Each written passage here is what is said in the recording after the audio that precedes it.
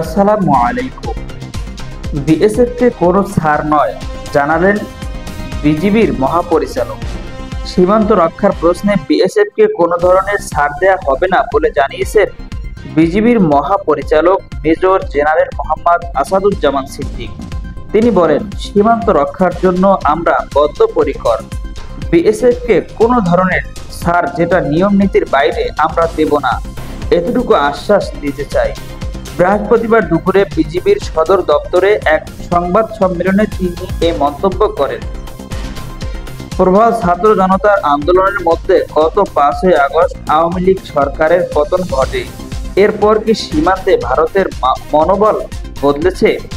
প্রথম প্রশ্নের উত্তর দিতে গিয়ে ডিজি আসাদুজ্জামান বলেন, যেসব মাইনরিটি আছে তারা চলে যেতে পারে। প্রথম থেকে এ ধরনের একটি অপপ্রচার ছিল। তখন আমরা দেখতে পেয়েছি বিএসএফ তাদের ক্যাম্পগুলোতে জনবল বাড়িয়েছে। তারা অত্যন্ত সতর্ক অবস্থায়।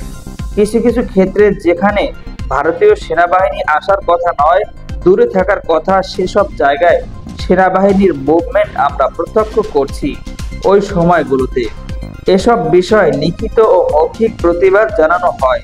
জানিয়ে তিনি বলেন, তারা আমাদের জানিয়েছে এসব তথ্য সঠিক নয়, তবে পরবর্তীতে ডিজি পর্যায়ে যে মিটিং হবে বিষয়টি আবারও তোলা হবে। সার্বিকভাবে দেখতে পাচ্ছি তারা তাদের প্রহরা বা নিরাপত্তার ব্যবস্থা অনেক বাড়িয়েছে। আমাদের দিকে অনেক কিছু খেয়াল করার চেষ্টা করছে।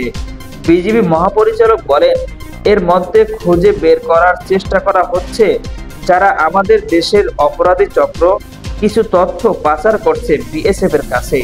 এসব অপরাধীদের চিহ্নিত করে আইনের হাতে সোপর্দ করার কাজ চলছে।